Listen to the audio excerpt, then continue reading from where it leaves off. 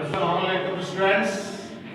Today we are going to start new chapter of chemical bonding.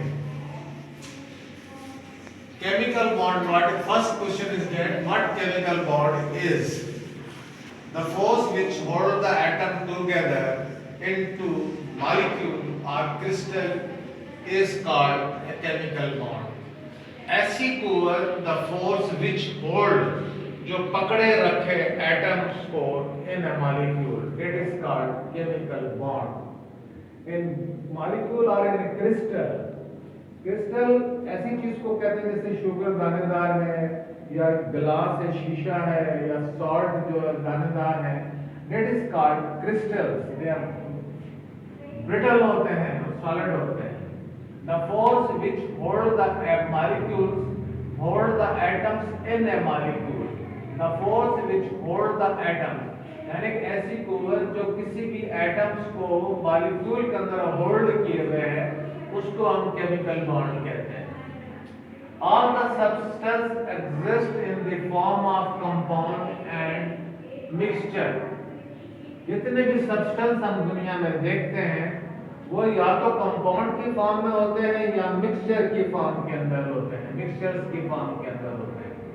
to indicate that there must be some force that hold the atom together in molecule of crystal इसका मतलब ये है कि जो भी हम देखते हैं कंपाउंड्स वो ज्यादातर जो सब्सटेंस हम देखते हैं वो कंपाउंड होते हैं या मिक्सचर होते हैं उनके अंदर जो एटम्स होते हैं वो मॉलिक्यूल्स को होल्ड करके रखते हैं How atoms unite? The nature of force holding the atoms in a molecular crystal is electrical in nature.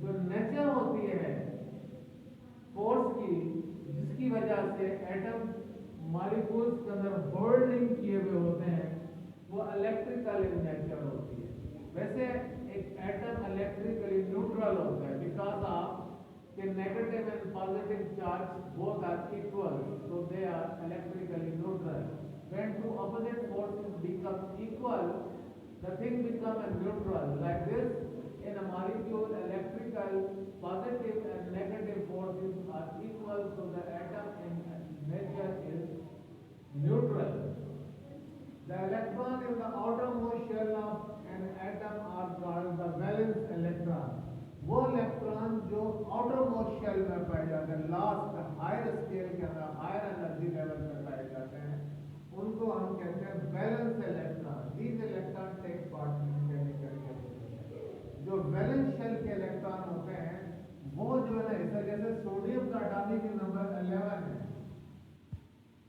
11 इसके पहले शेल में 2 इलेक्ट्रॉन होंगे दूसरे में 8 तीसरे में 1 इलेक्ट्रॉन होगा तो ये वैलेंस इलेक्ट्रॉन कहलाएगा क्या कहलाएगा वैलेंस इलेक्ट्रॉन इसी तरह से क्लोरीन के अंदर एटॉमिक नंबर 17 इसके पहले शेल में 2 इलेक्ट्रॉन दूसरे में 8 तीसरे में 7 होंगे तो ये 7 इलेक्ट्रॉन जो है ये वैलेंस इलेक्ट्रॉन कहलाएगा लास्ट शेल के अंदर 1 इलेक्ट्रॉन होगा इस तरह यहाँ पे लास्ट शेल के अंदर 7 इलेक्ट्रॉन होंगे 7 electron chlorine The electrons which are present in the last shell, in the valence shell, are called the valence electron. The outermost shell of atom are called valence electron. These electrons take part in chemical combination. When ये valence shell के electron आपस में मिलते हैं, तो chemical combination takes place होती है. Two or more atom by any of 3 ways.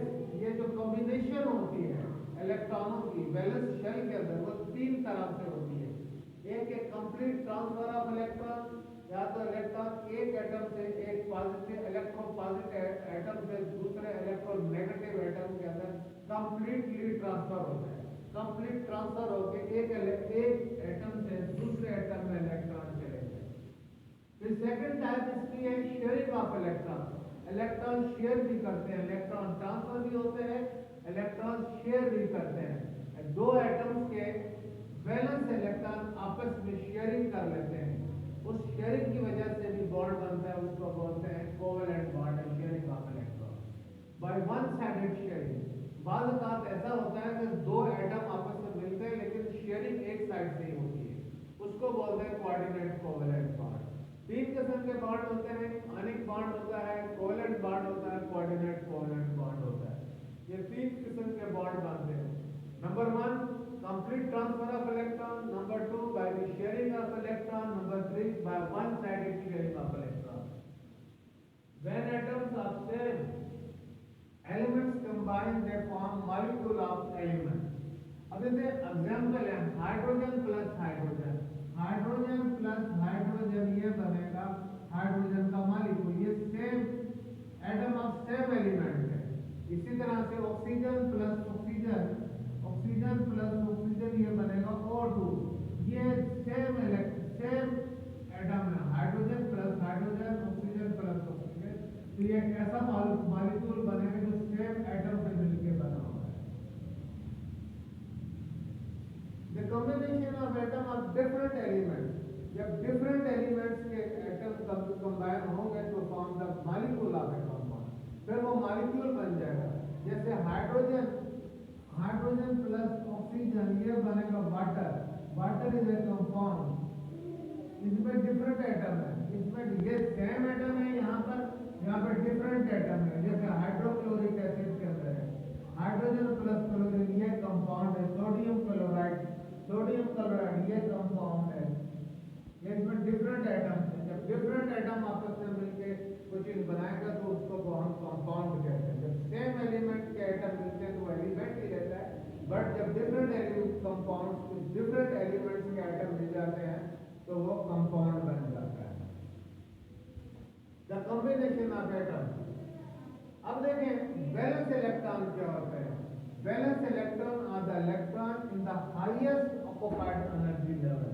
जो सबसे बाहर वाला एटम होता है, शेल होता है, उसको जैसे क्लोरीन के अंदर पहले में 2 इलेक्ट्रॉन पाए जाते हैं, दूसरे में 8 इलेक्ट्रॉन पाए जाते हैं, तीसरे में 7 इलेक्ट्रॉन पाए जाते हैं। ये 7 जो हाईएस्ट एनर्जी लेवल है, ये 7 थर्ड शेल है। This 7 electrons are found in the last shell, which is called the highest energy level. ये highest energy level होता है।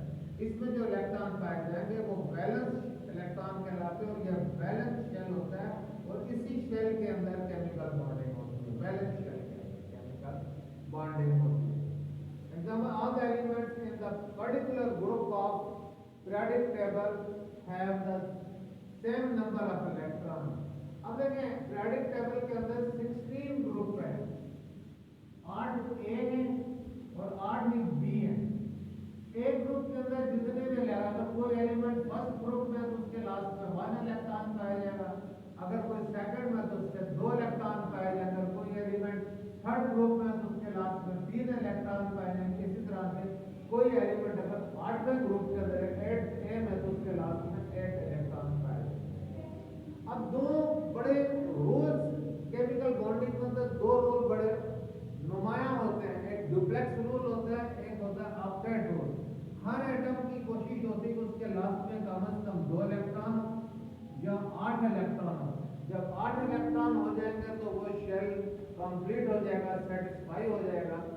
हर एटम की कोशिश होती है कि उसके आखिर में 8 इलेक्ट्रॉन हो जाए या कम से कम 2 इलेक्ट्रॉन हो।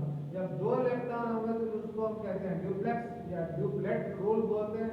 जब 8 इलेक्ट्रॉन पूरे हो जाते हैं तब उसको बोलते हैं ऑक्टेट रूल।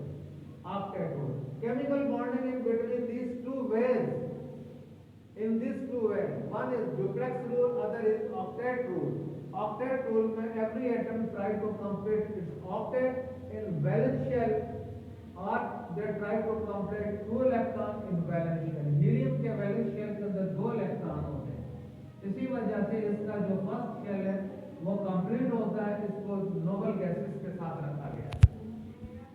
इसके लिए बॉन्ड फॉर्मेशन 3 किस्म की होती है। Ionic bond formation, as we know that the electron transfer from electropositive element to electronegative element. Electropositive atom से इलेक्ट्रोनेगेटिव एटम की तरफ इलेक्ट्रॉन ट्रांसफर होकर जाएगा। जहां से ट्रांसफर होगा वहां पे पॉजिटिव चार्ज आ जाएगा, जहां जाएगा वहां पे नेगेटिव चार्ज है। यानी the atom which lose the electron gets the positive charge, the atom which gain the electron has a negative charge. Covalent bond, दूसरी बात कोवेलेंट बॉन्ड में शेयरिंग ऑफ इलेक्ट्रॉन्स होते हैं, शेयरिंग ऑफ इलेक्ट्रॉन्स, इसमें electrons दोनों side से दोनों atoms में इलेक्ट्रॉन जो है ज्वाइंटली शेयर करते हैं। कोऑर्डिनेट कोवेलेंट बॉन्ड के अंदर एक साइड से इलेक्ट्रॉन शेयरिंग होती है, दूसरी साइड से। This all about the chemical bonding. Tomorrow I will start how the ionic bond is formed with examples. I hope you have understand this all. Take care. Allah Hafiz.